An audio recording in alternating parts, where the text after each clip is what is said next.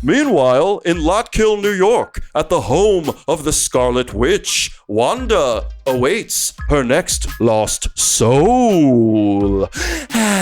Yes, if your need is great and your hope is gone, there you will find me, the Scarlet Witch. Behold, the last door. It's a spell and a portal. It finds those at their lowest, those with really nowhere else to go. Really the worst of the worst. And brings them here. There's a knock. Enter. Oh, I cannot stand it. It's me, Rain Sinclair. Oh my goodness, I need to find my son. Silly boy, I know it's you, EvilJeff. Not only is your accent atrocious, but I can see all, and I can see that you. All right, you're fucking this up. Okay, all right, okay. My accent was bad. Fine, I will be someone else. All right, let's do this again. Behold oh, there's a knock. Enter. Oh my goodness, it's me, Jennifer Tilly. I don't know what to do. My career is over and I've been gambling, but... No. Your one bit, that one impression that you can do, that won't fool the Scarlet Witch. All right, you know what? What the fuck are you doing? You are ruining this bit. It's not my fault. It's the spell. It's the door. Okay, fine. I'm shutting the door. I'm going to do this one more time. Enter. All right, it's me. You know what? Yeah, everything fucking sucks. I'm a mess. I know. Here, touch my cloak and not my tiara. I'm gonna pull that. What's this wig? It's me, Jennifer Tilly. Fooled you. No, but I have a wig. It's me, I'm Jennifer Tilly.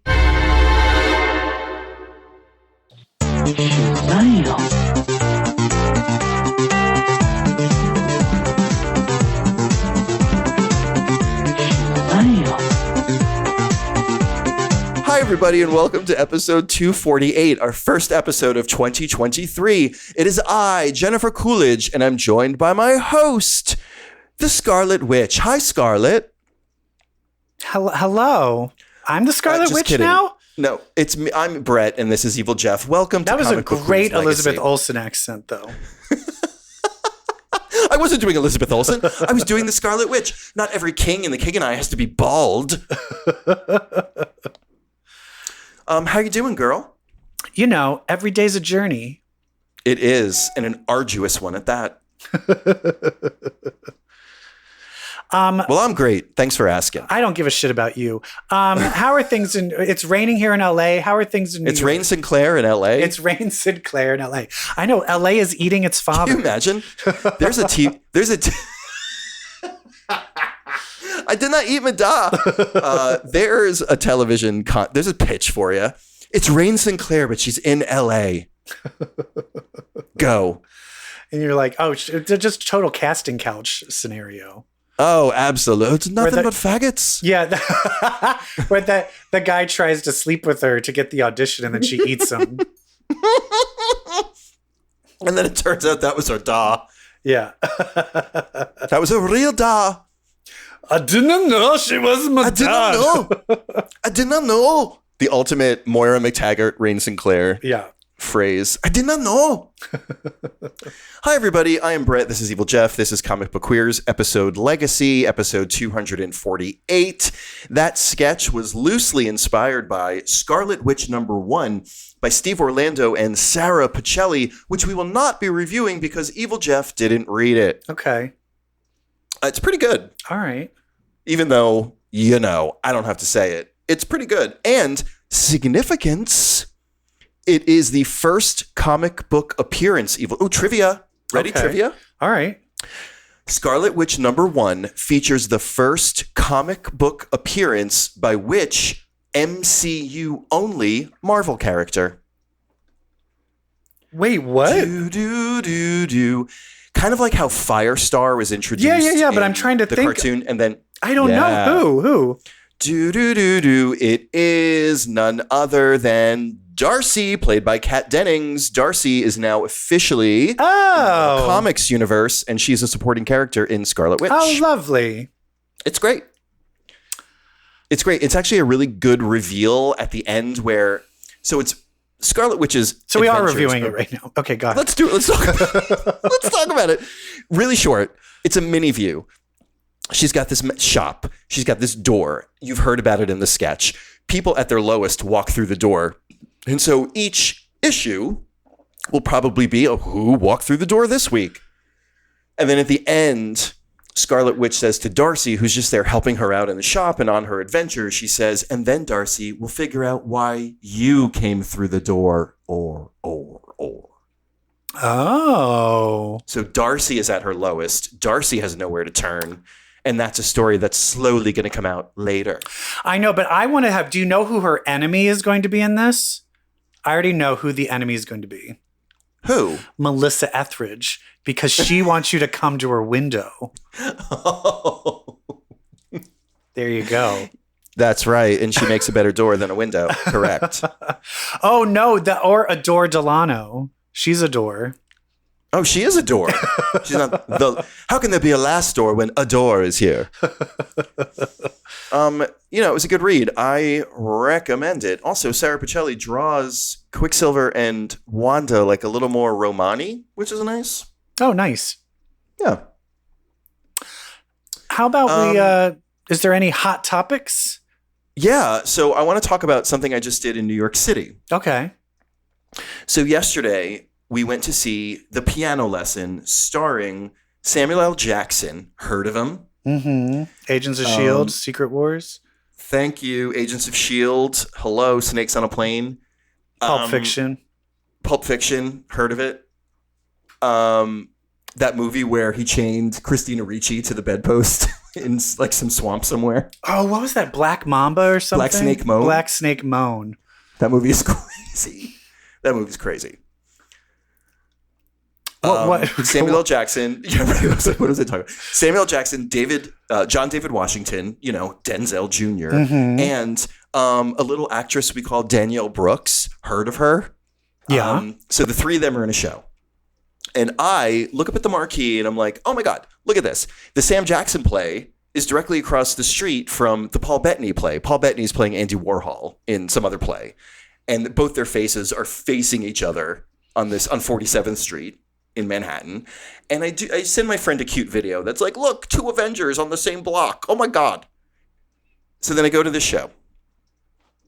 I sit down, I open the playbill. Not only are these three renowned actors in it, there's a few other actors, and one of them is the actor who stole the goddamn show. When I tell you, not only when he walked out, he was one of the hottest men. We were really up close. One of the hottest men I've ever seen in my life. But he kind of took the show from Sam Jackson, Denzel Jr., and Danielle Brooks. A little bit. He was phenomenal. Who? He was hilarious. He was an incredible actor. And fuck you, Joss Whedon, because it was Ray Fisher who played Cyborg in the Zack Snyder Justice League movies. Shit. Like, I opened the playbill. I was like, Ray Fisher is in this? And then he brought the fucking house down. And so it was just funny that I made the Avengers bit to my friend. Was this a play or a musical? This is just a play. Oh, okay. It's an August Wilson play. Oh, okay. Here comes the Justice League member, the JLA member, and steals it away. Nice. It was so incredible. I have such a respect for Ray Fisher now that I've seen him in something other than Cyborg. And he's incredible. So good for him. That's wonderful. But I will tell you this. Okay. I stood outside the stage door because I wanted to meet these actors and have them sign my playbill. It's something I do. Danielle Brooks come out. She's like, hi, everybody. I'm so sorry. She's checking in with us. She's making eye contact, light physical contact. She's like, I can't stay. I have to catch a flight. I just wanted to say it means so much to me that you all liked the show. You were such a good crowd. Thank you so much. And Happy New Year, everybody. And then got in her limo or her SUV and drove off. See, that's how you do it. That's how you do it. If you don't have time, but you still be gracious. I'm surprised it's not, because isn't she a singer? Wasn't she a Broadway singer too? Yeah, she is. Yeah. Did she sing in it? Oh, okay. Okay. I mean, there is a piano. It sounds like there's a piano in it. There's a piano. No lesson. The whole show is a lesson. But she also was going to be in The Color Purple, the musical version. Oh, she She already played that on Broadway, but now she's going to be it in the movie. And by it, I mean Oprah Winfrey's role. Fuck yeah. So, Danielle Brooks plus Peacemaker season 2 coming soon, I hope. But Ray Fisher he just bolted. He put a hat on. He snuck out with 2 other people.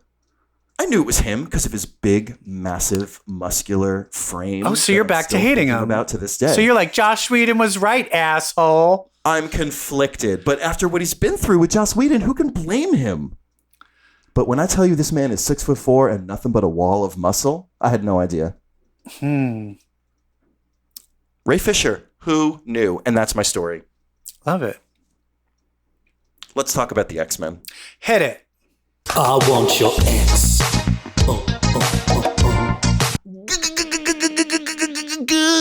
Come on. We've got quite a few X books. Some we'll talk about more in depth. Extensive. Some we might not, because we don't care. Do you want to just talk about the Emma thing in Captain America Sentinel of Liberty really quick? Sure. Emma Frost is in Captain America Sentinel of Liberty.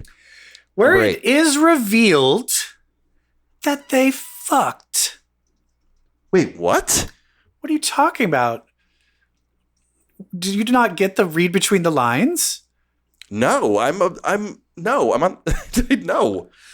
Where he was subtext. He was like, "Oh, well, I did. There's a psychic. I mean, there is one there's one I had a late night with one at the Hellfire Club, like at the Hellfire Gala that I met. And then the girl, was it Carter? What's her name? Peggy Carter's just like, it's okay. We all had a past. Sharon. She's like, we all had a past. Sharon. It's okay. I don't mind. He was basically saying we fucked, and that's how I know her. Oh. They fucked. Why do you think he's calling her mommy? Well, he's calling her mommy because that was the joke in the Hellfire Gala in Marauders, where she was like, dude, Emma was like, Steve Rogers keeps looking at me. And then so she like just read his mind. She goes, fuck, I remind him of his mother. Oh, shit. I'm still okay, maybe that is just what it is, because I don't remember that. But without reading it really seemed like they fucked. Yeah, it did. And like it still reads that way, but there was an explicit like mother joke moment at the Hellfire Gala. But it definitely someone does not like Emma Frost, and it's also Miss Agent Carter does not like her at all. You know what though? We're not reading this run. We just picked up the issue because Emma Frost was on the cover, and we're going to do the same thing with Iron Man in a few weeks. But Emma Frost is everywhere, by the way. Finally, I don't trust this Peggy Carter. She was like, "You're not entering my mind. Why? It's mine. I don't trust her. She's bad. She's a Skrull or something. Bad. Yeah, she's bad. Got it. And Emma knew it. She was like, "Fuck you, bitch. I'm a fucking dictator. How about that shit? You like it? Okay, lick it up, honey." Oh, she was just like, you mutant supremacist. She's like, I'm not a mutant supremacist. I'm a mutant absolutist. Supremacy will come out in the evolutionary wash. And Captain America's like, she's kidding.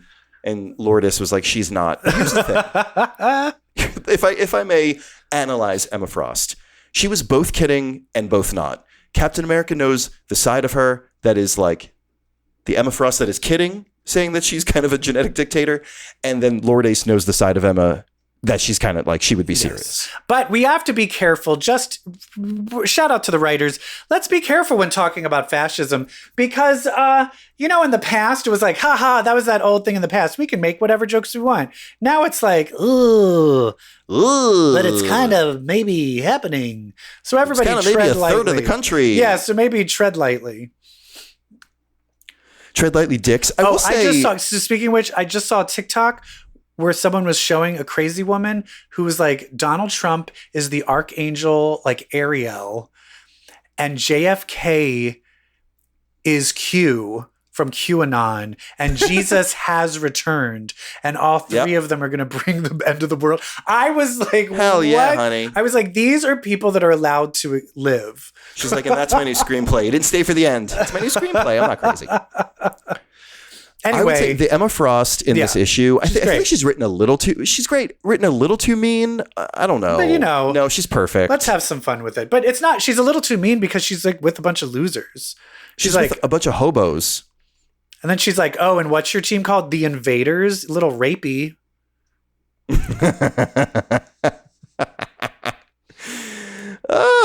Anyway, but Emma Frost basically is in it, so it's good. Emma at the end was basically like, you can, as soon as you take that America garb off of your sexy body, then you can call me. Yeah. Yeah. Fuck America. Oh, speaking of which, another rumor I've heard is that America Chavez is going to co-star with Wong. I heard about this in A Strange Academy. Thank you so much. I'd love that. We love to hear that, even though America's not a magical character. Okay. Because guess what that is a chance to a character they could Wanda. bring in. Not only Wanda, Billy. not only Billy. Ned Leeds. Let's throw some magic in there. Oh, Ilyana Rasputin? Yeah, just have her show up. All right. Why not? Let's get more mutants. We're already getting the mutants. We're already getting the mutants. You can now what just they're doing. You can just introduce pepper any the mutant. mutants anywhere. You can just pepper them in. Pepper them in. It doesn't have to be like the first one was Jean Grey. Nope. Yeah, no, we don't give a shit. We don't give a shit. Oh, also another thing, Famke Janssen is playing Jean Grey in the latest Deadpool movie.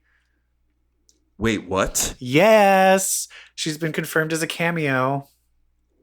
Hell yeah. Fuck yeah. I love Famke Janssen as Jean Grey, man. There's little I like more than that. I know. Except for that third why one. isn't she? What happened to her? She aged. And it's Hollywood. That's bullshit. I always liked her. I always loved her. Hooray for Hollywood, fucks. What else are we going to talk about? I want to talk about these Golden Globes tomorrow because they should not be on the air. All right, that's it. I'm done. You don't think they did enough to apologize No. for everything? Okay. No, fuck them. All right. No, and they better eat crow and give Brendan Fraser, whose life they ruined, a fucking award. Brendan Fraser is the one. Wait, they're behind the Brendan Fraser abuse? Yes, it was one of the people, or the person that he accused of groping him. Was the head of the Foreign Press Association. Oh no! Well, talk about irony. Like if he wins, that's right. I guess he is not. This is weird. Are the people that are going and the people that aren't going? At the same time, it's like if someone it's new in their career, and then here's this big award, and you're supposed to like miss out on that moment. It's tricky. It's tricky. Luckily, I'm never going to get nominated for Golden Globe, so I don't have to ever be put in that situation. Well, you already have a stream. But Gerard Carmichael is hosting it, so I feel like I have to watch it. I do want to watch it. Plus, I filled out a ballot. Oh, for betting purposes?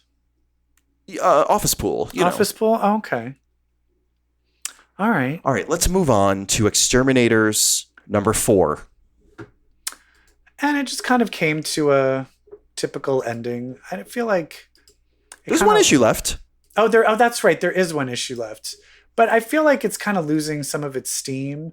It's a lot of the same like boobs and slutty humor jokes, which I love, but I was like, but it needs to go somewhere.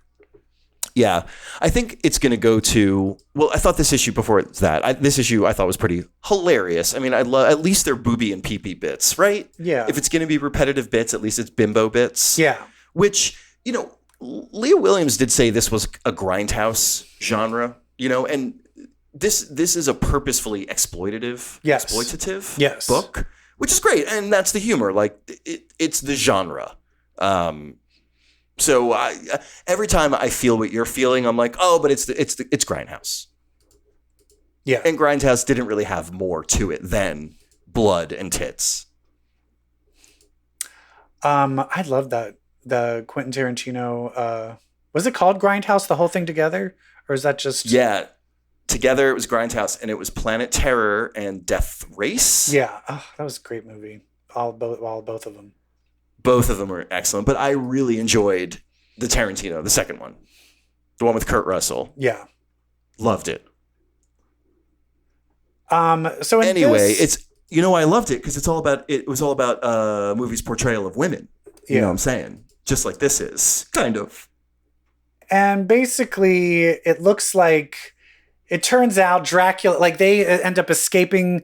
They were on a spaceship where it was like an arcade world where what's her ex's name? Her boyfriend, vampire boyfriend's name? Zaris. No, Alex. And so they finally escape. They end up getting a portal to Krakoa. All of these trapped, kidnapped women are all taken to Krakoa in the middle of a baseball game because, it's not an X-Men unless they're playing baseball. I mean, this is the first time we're seeing baseball on Krakoa. I know, right? I think. So I'm for it. And then Dracula comes along and he's like, how dare you? You killed all these vampires. And then they work it all out. Because she's like, wait, aren't all the vampires that killed like people that you were trying to kill because they were like vampire criminals? And he's like, oh yeah, all right, never mind. And now the son is Alex. Who's his dad? His dad is the dad is Zaris. So Zaris and the son are wanted, and it looks like it ends with Alex trying to pick up and kidnap another girl, but Dazzler shows up in full roller girl gear, ready to fight him. Yeah, so this is going to be a quintessential element of films like I Spit on Your Grave, which is the revenge. The woman gets her revenge third act. Yeah. So the next issue is just going to be her beating the shit out of him, essentially. Fine. Okay, we're here for it. Yeah. Let's get Dazzler on a team. Let's get her on a team, though. May I put her on the next X-Men lineup? Maybe. Yes. Dazzler should be on the next X-Men. Oh my God. If we're voting for shit, like she's not going to win that vote. Give me a goddamn break. She's from that video game. It's going to be the third vote where they give you all these interesting characters, particularly characters of color, and then the white woman who was on that TV show that one time. That's who's going to get all the votes. It's going to happen third year in a row. It's going to be Dazzler, and instead of a TV show, it's going to be that video game. Mark my words. Yeah. But anyway, super fun. Let's talk about the New Mutants. Yeah. With our new faves, Escapade and Morgan. Oh shit. Sorry. It just started thunderstorming. I don't even know if that will make it into the microphone. But now I feel like I want to... I didn't hear it. But now I want to be like, on a late night, it was New Mutants. The U-Men were stealing antenna. And here it's like, this is one of two issues that have Sublime. Which is anything but. Another comic has Sublime in it, which is so bad. And anyway, this is all, it comes to a head where it's finally the moment.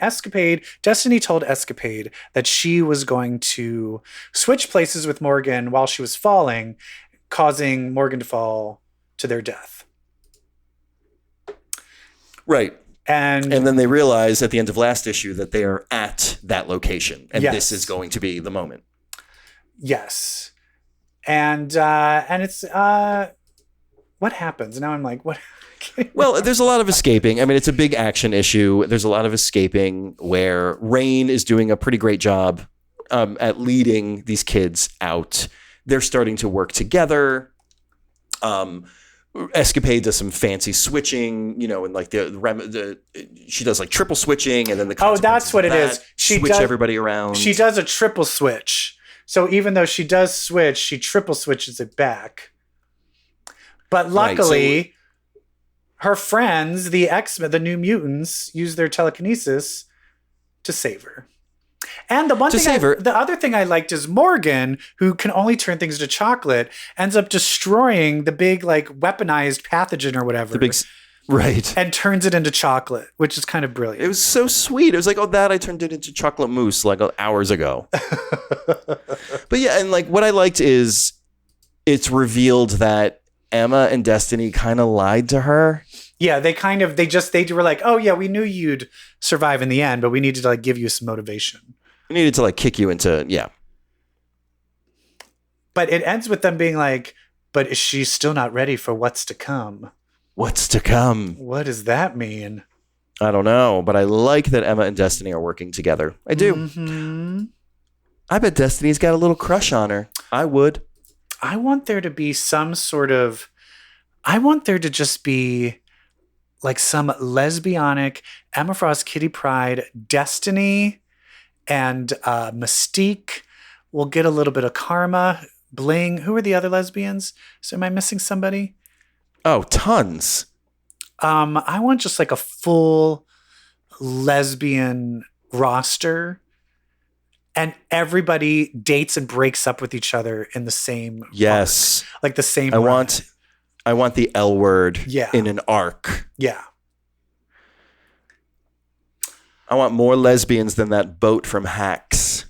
You feel me? How about we talk about a little bit of X-Force? Okay, but just a little bit. My tummy hurts. Were you confused when you started reading this? Was I confused? About Was I Beast confused? just walking about? Yeah, I don't get it. Like, they're like, you did such a bad thing, and we're mad at you. We're not talking to you. I'm like, Also, he committed a major crime, everybody. But does this mean he's still... Did they not know? Because in Wolverine, didn't he kidnap Wolverine?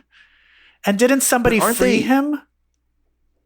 Oh, they don't know about Wolverine yet. But I'm in the talking Wolverine about the issue, prison. no, I know that, but I'm just saying. In addition to that, he's also torturing and brainwashed Wolverine. Nobody in the Wolverine comic has discovered that yet. No, because at the end of that issue, Krakoa keeps Wolverine down there. Oh, right. Okay, that's right. Can I just talk about? Krakoa's going to start. I'm losing my mind. You need to go over these books. Well, you need to go over the books a second time and make some notes. Would it kill you to make some notes? Yeah, it really would. It's a lot. I think there's a point where I just have so much X-Men information inside my brain that it's starting to just ooze out. And I'll tell you this too. Know what it is though? Know what I do remember? The stuff that's good.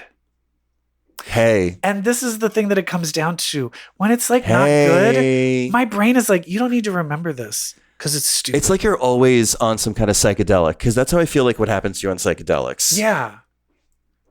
If it's not important to you, if you don't think it's good, you're not going to retain it. So I think it's insane that even if they don't know about Wolverine, the fact that they know that Beast has been literally torturing mutants and just shipping them off into space so they can't be resurrected. That breaks. Do you know what that breaks? That breaks a mutant law. Thou shall repopulate the mutants. Yes. That is a holeable offense. He needs to go in the hole. And the fact that all of them are just like, oh, we really don't like you. We just want to listen to Sage, but I guess we're like not going to tell anybody. It doesn't make any sense to me. I don't get it. Well, because of their culture, because of X-Force's culture, they are a secret organization. Like, who are they going to tell about? Everyone is going to be like, that you've been what? No, Beast. No, Beast. You, all you. What you been doing? But it's a secret organization. But that's the thing is they have sanctions to do that by Xavier and technically Magneto, who's now dead. But they can clearly go to the council and be like, hey, this has gone too far and gotten out of control. They don't trust the council. But you can't trust Beast. Then just fucking kill him. There needs to be a plan where they're all going to kill him or something. Ugh. It's when Wolverine gets out. He's going to handle everything. Somebody save Wolverine. Also, let's get the Colossus story going. Can we get this moving a little bit? I mean, where he's like, oh, I killed that girl. I'm like, oh yeah, you killed that girl. Ago. That was also, so long ago. You're brainwashed, but yet you're doing nothing. You're brainwashed, but they're not using you for anything. Yeah. And he's like slapping his face like, I'm a spy. I'm a traitor. I'm like, get over it. I'm shoveling while brainwashed. Okay, then who cares if you're brainwashed? You're going to shovel anyway. It's so dumb. But we get to see more of Peacock Tattoo Guy. You know I'm right. And were you saying you think this is a Sinister? Yep.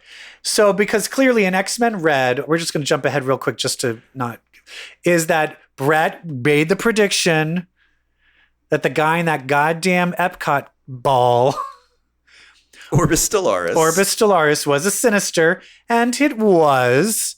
So, Did Brett, you freak out? we need to... No, because you told me that you predicted it.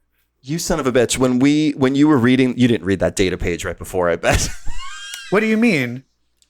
Right before the reveal, there's that long data page that kind of like sets it up. Oh, yeah. No, I think my thing is I was just like, I think he's right. I think it is. You're like, oh shit, he's going to be right. Oh God, he's going to be right. Yeah. No. But no, I'll give it up to you. it's- I'll give you a little clap. You did predict it would be Sinister. So, and he has a spade. No, I remember the data page said, oh, it's a spade. As soon as it said it was like, no, it was like a black ace. I was like, oh, yeah. But it said Edwardian or Victorian polished that brass too. Oh, yeah, that too. telescopes. Oh, yeah. When it said that, I was like, yeah, it's fucking Sinister. God damn I it. did read that. But I will say this: doesn't this Sinister revealed at the end of X-Men Red number 10? Doesn't it feel like this is actually Nathaniel Essex, not Mr. Sinister? So the original. Like the original? Well, it looks like in the beginning, all four were made and then they all kind of ran off. Like they were all, I don't know. I mean, I don't know. They've manifested. It does seem like yeah. he's the oldest. So all of the stuff that the Mr. Sinister evilness, he's been off doing something else. And he is the only one left. We have the spade, we have the club, we have the diamond, who is the OG, and then we have the heart. So I told you got to save the heart for last. It's the heart. So the peacock guy, I feel like it has to be. I think it also has to be Sinister as well. It has to be. I mean, like, it would be great if there was some curveball and it was like, yeah, I know you thought it was him, but it's actually her. But anyway, that would be cool. But Beast plants an egg for peacock guy. What's his name? Zemo? the Xeno group. Xeno group. He plants like an egg with like a person in it. And he's like, well, don't worry. They can't like hatch the egg because they don't have psychics.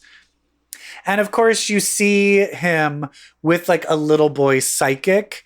And I was like, who the fuck is that? Why do I care?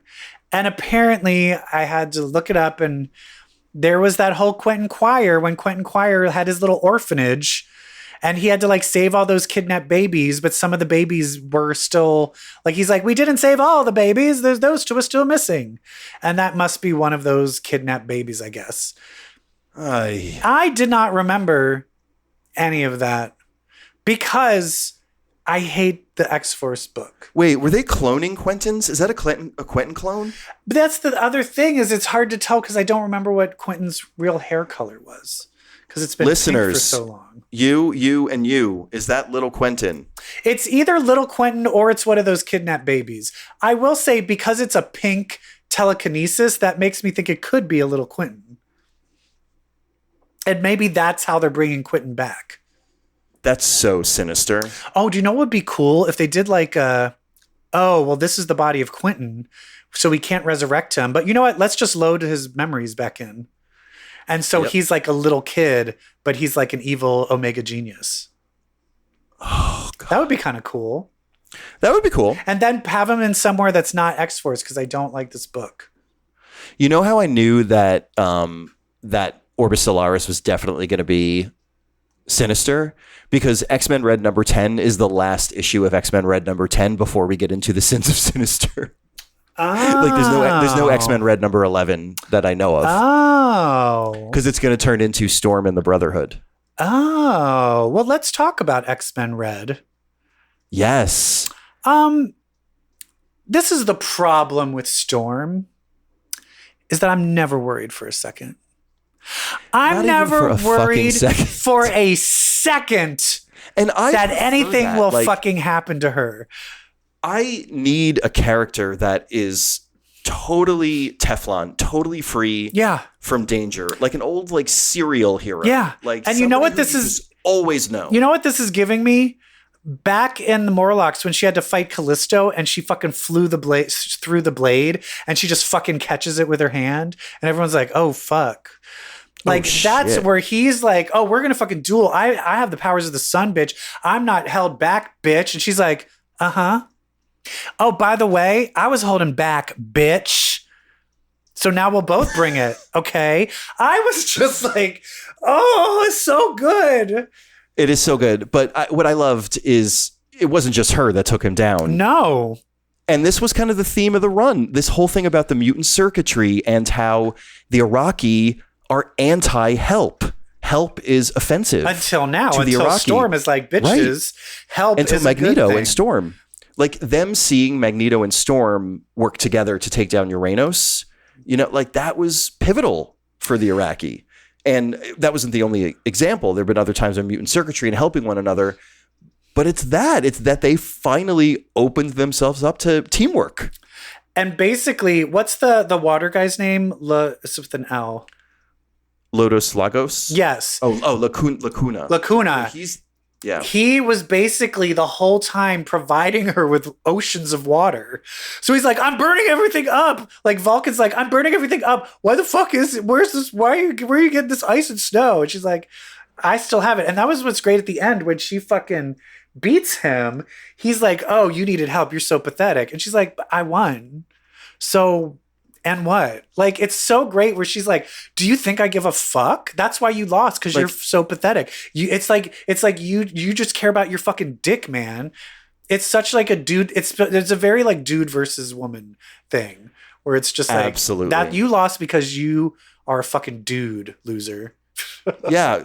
Enjoy your hierarchical thinking, dick. I'm going to think more in terms of a network. Is that like old hat? I think that's old hat.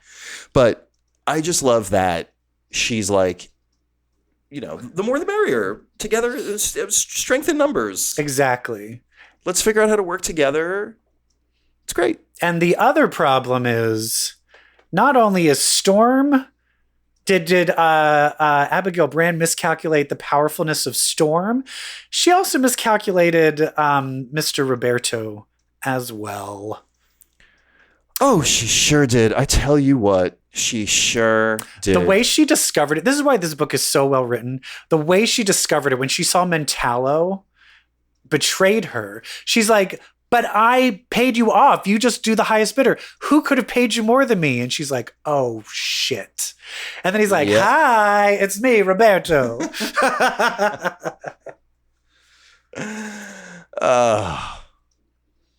So good. He's so good. When did Sunspot become so fucking great? It's called Hickman.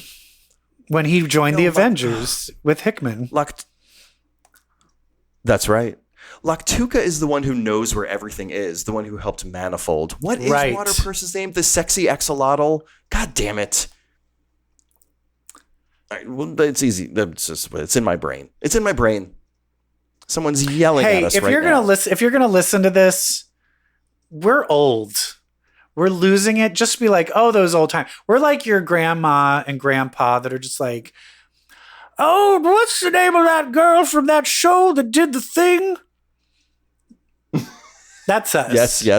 Yes, grandpa. Yes. Maybe I should just do that voice for the rest. Sabunar. Oh, okay. Sabunar.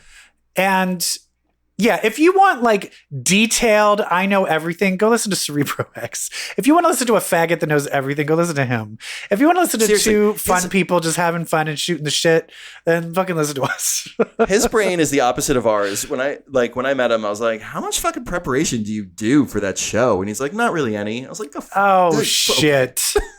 Oh, sure. Great. I was like, your brain is the total opposite of mine. Yeah. Anyway, X-Men Red, Abigail Brand escapes. She does a body slide, and Cable is kind of shooting himself like, why do we not think she would have stolen my body slide?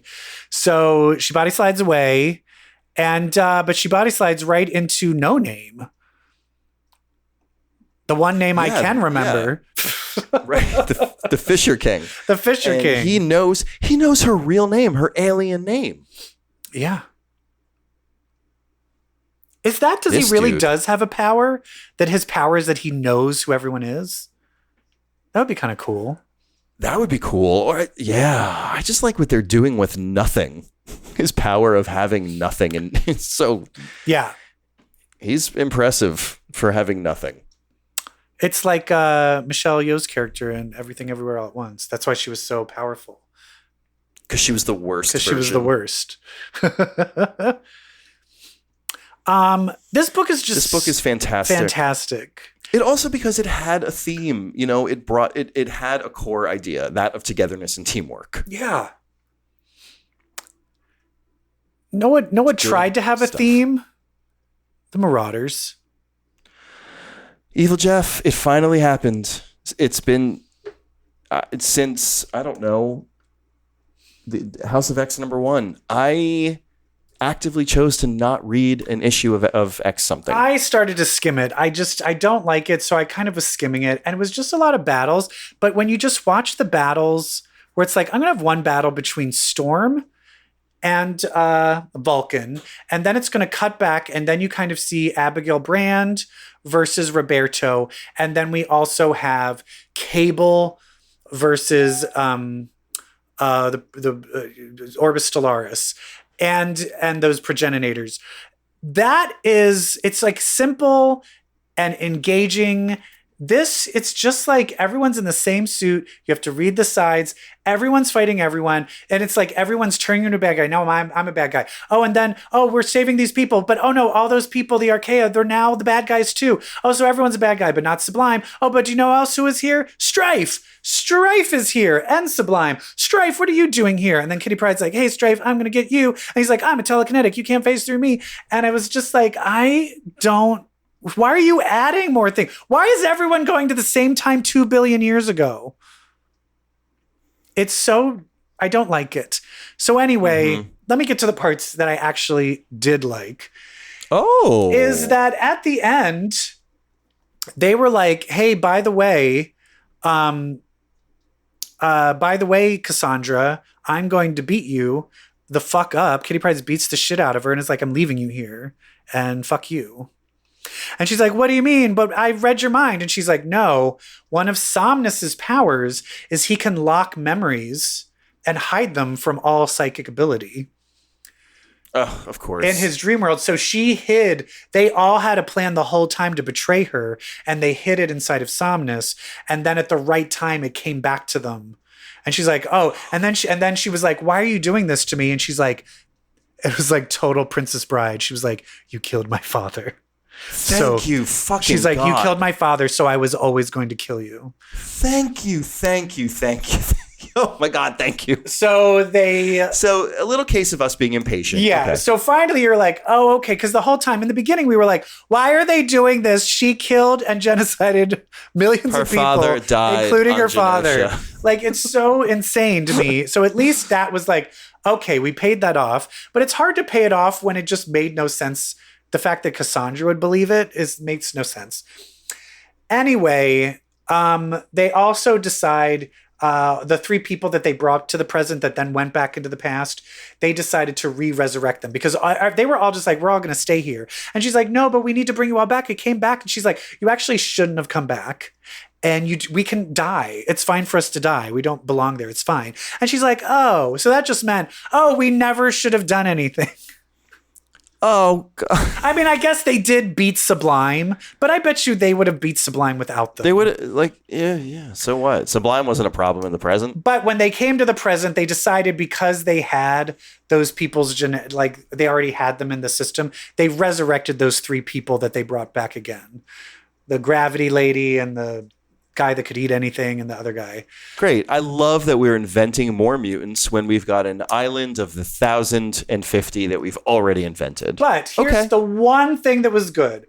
The one thing that was good is there is a character called Grove who had like vegetative powers, kind of like Black Tom. And every time she got injured, she like would get more vegetation growing on her, where by the end she kind of looked like Groot. And she was like, oh, this is just how I heal. And finally, her name was Grove. And at the very end, it was like, oh, Grove, you're still here. And it was like, actually, I've changed so much. I'm not Grove. I think I want to be called Okara. Oh, I just choked on my own. So this one mutant is actually, before it's split in 2, is the Krakoa and Araku. That was the one thing that I was like, all right, that's kind of cool. That's pretty cool. I understand the whys and wherefores now. I understand. Okay. It makes a little more sense. Okay. But this whole part is over, so I don't know, is Marauders ending?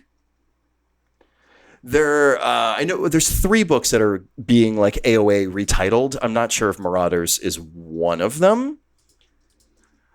Oh, no, there's a Requiem for Genosha. So it looks like that sounds like a Requiem sounds like a last issue to me. We'll see. Let it end. Please let it end. Let it end. Oh. And speaking of, let's end talking about X-Men. Okay, let's do it. What do you want to talk about instead? We typically go to a television segment. I think I want to save. I'm not fully caught up on Doom Patrol. Okay. So let's pause on Doom Patrol and maybe we could talk about Drag Race. Let's talk about something gay. Let's talk about something gay. Hit it. RuPaul Drag Race. Start your engines. RuPaul Drag Race. May the best woman win. RuPaul Drag Race. Gay, something gay. Gay, something. Sorry, before we get into the gay TV, I just want to say the 3 Sins of Sinister titles are going to be Storm and the Brotherhood of Mutants. That's X-Men Red. Immoral X-Men. That's Immortal. And Nightcrawlers, which is Legion. Love it. Oh, I will say this. Oh, just a last little thing here. Some people are also saying that maybe, what's the mother from Legion of X? What's her name? Mother Righteous? Yeah, Mother Righteous. That she might actually be the Heart Sinister. Which that could be cool. That's what I'm talking about. That could be cool, having the one Sinister be a woman. That's what I'm talking about. Ooh, it's the Sinister that got into like sorcery or something, maybe. Yeah. Yes, the trans give Sinister. Me that. Give me that. I don't want it to be Peacock, dude. Okay, slay. All right. How about, speaking of slaying, Drag Race has a 15th season, and I will say it started off pretty strong. This show doesn't get, I feel sometimes the seasons dip, you're like, but this one I felt started pretty strong. How did you feel, Brett? I thought this one started strong too. I'm always a fan of splitting the cast, and like the moment where the two halves meet each other is always a juicy moment for me. But what I loved about the start of this one is they definitely went with this kind of weird theme of like, okay, let's pit the athlete queens versus the bigger queens versus like the big girls versus the queens from Connecticut and see who wins. It's like, who would have thought this is Connecticut versus the world? What like, the fuck? This Connecticut versus the world. It was crazy. Like Connecticut queen after Connecticut queen. I was like, what is happening? But I liked it. Yeah, it was pretty fun. And I felt like this because there's some contestants are a little bit more willing to be sassy. So I'm hoping this leads to some fights. I feel ever since people were so concerned with their branding and realizing how people can be villainized and it can affect your booking numbers, everyone's too scared to fight. And that's why one of the people I loved last season was Diabetti. Because Diabetti brought the drama and people were like, oh, she's awful. I'm like, she's bringing the drama. Cornbread brought the drama, but she left too early. Yes. But I want people to bring the drama. And that is why I love Mistress Isabel Brooks. I love me some Mistress. I want a big girl that has a big attitude. I want it. Love. And a big ass. That ass. But have you noticed that I do feel like everybody looks like, oh, you are the new version, like Mistress. Oh, you look like Eureka O'Hara. You're the new Eureka O'Hara. I mean, themes are like visual motifs are going to start repeating after a while. You know? Yeah. What was it? Malaysia Baby Doll Fox, when she came out in her runway look, it was like, oh, her face, her mug looked just like Silky. Like there's so many. And then I felt that Anitra, when she came out of her opening look, I was like, you look like Detox. I felt like everyone was just reminding me of an old drag queen, which I guess is like, I guess you're just bound to do it. But it's also hard when you kind of look like a drag queen. You have to come into your own and be your own thing. And I at first was like, oh, wow, Anitra is like a sexy version of Detox. Mm-hmm. I was like, you're very sexy. But Anitra was very quiet. And Anitra was very, oh, I'm not going to tell you guys what I'm doing. And I was like, oh, she's going to do something real good. She's going to do something real good. And I'm telling you, since Willow Pill, Willow Pill's talent last year, this is my favorite. It was nothing even comes close. Oh, the bathtub and the spaghetti. Yes, I fucking love. When that happened, I was like, she just won. When Anitra fucking did Taekwondo and duck walked. She won. I was like, Yeah, oh, that was it. you're the winner. And it was hilarious. Like, walk that fucking duck. Like, you know your audience, girl. Your audience is RuPaul. Like, coming up with a song that's called Walk That Fucking Duck. That is RuPaul humor 101. But also the fact that you can death drop. She death dropped Like and that. bounced it up. She death Yes. dropped, bounced, and turned around into like a sexy. I was like, I've never seen a death drop. The fact that this show's been on so long, drag's been this so long, and someone did a new type of death drop that I did not see before. Yes. I was like, this is exciting. Give her everything. I also really love Marsha. Me too. I thought that was hilarious. And also you can see like, oh, bitch can dance. Like, dance.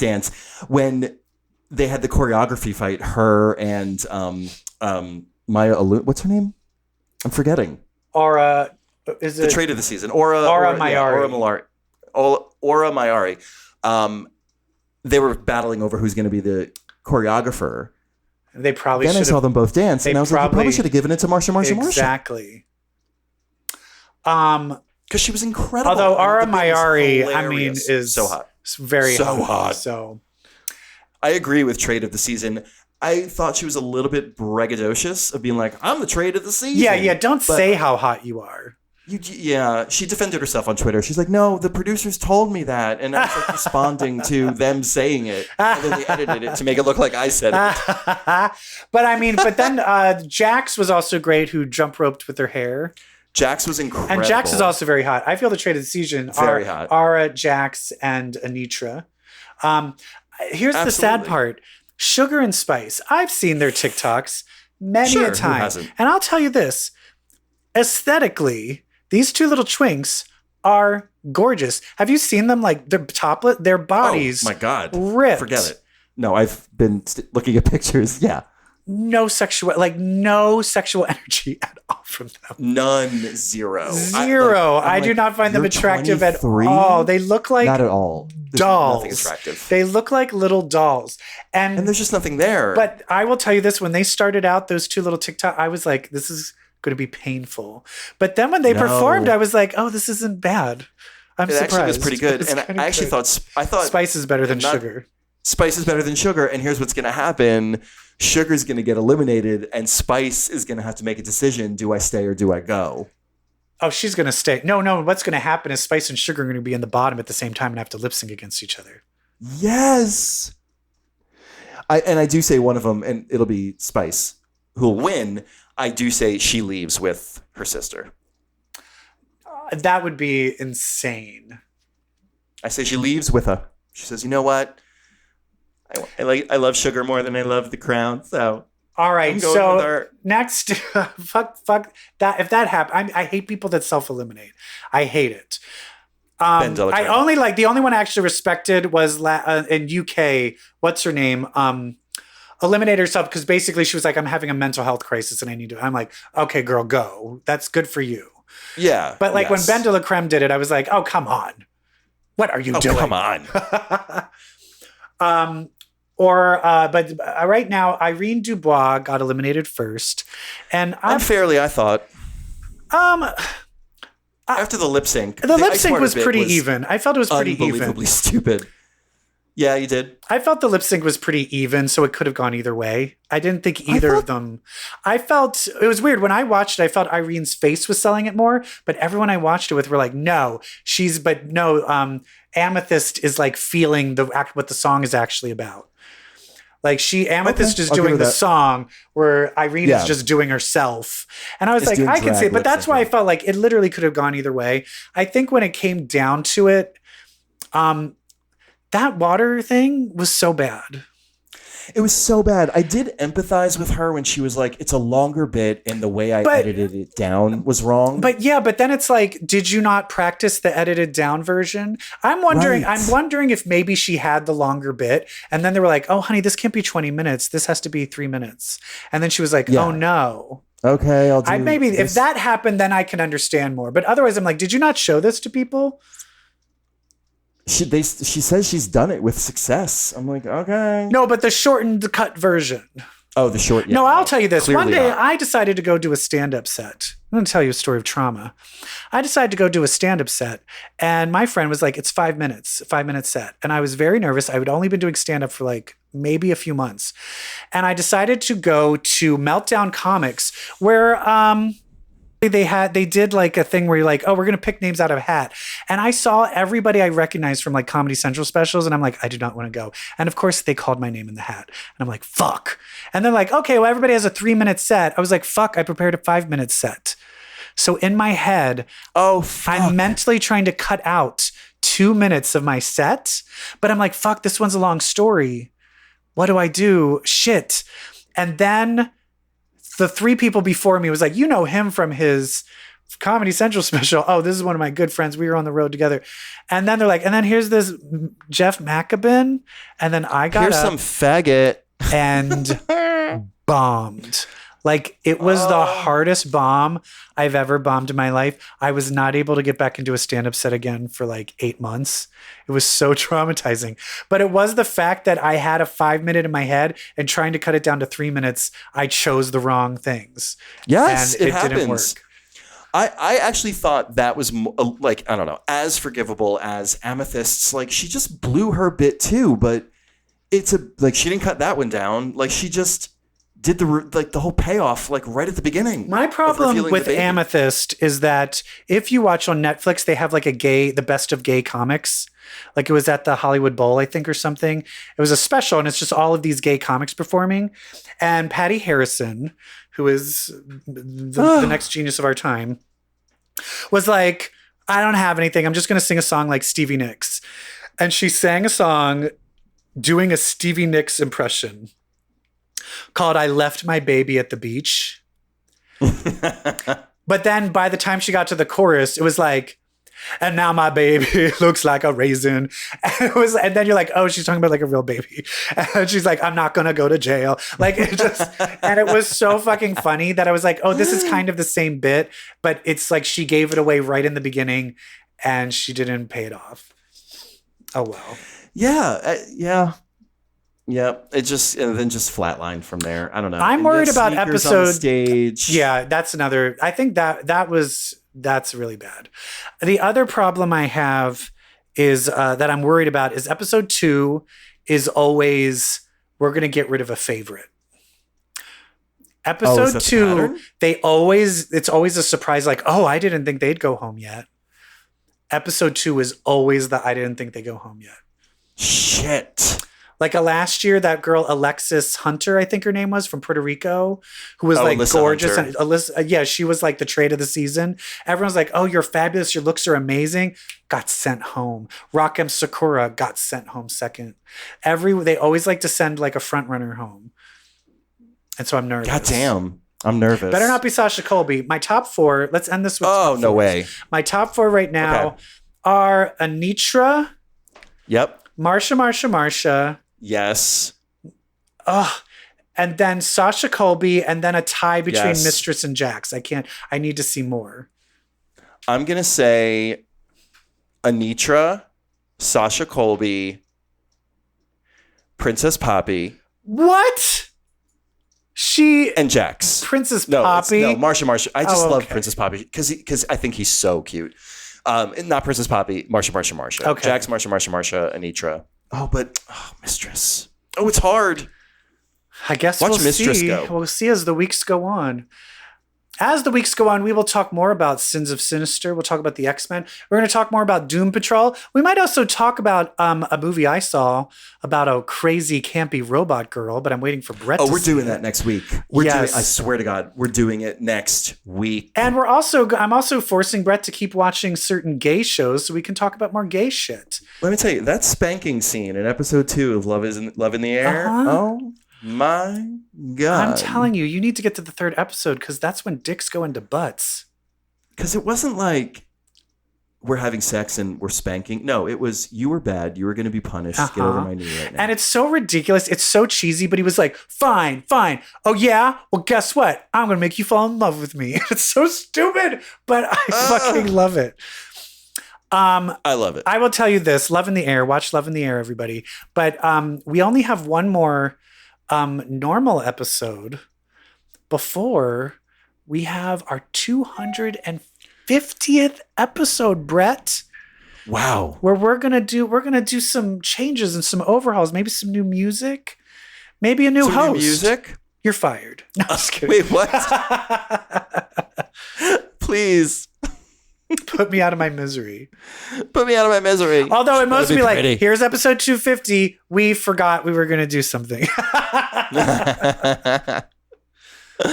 Oh, you love it anyway. Thank you so much for listening, everybody. Happy New Year to you. By the time this episode has gone up, it will potentially already have happened, the Golden Globes. So hopefully Brendan Fraser got some sort of sweet revenge. Yeah. And I hope he doesn't do it. Well, I do hope he does it while reading a comic book. You know why? Because that makes you queer.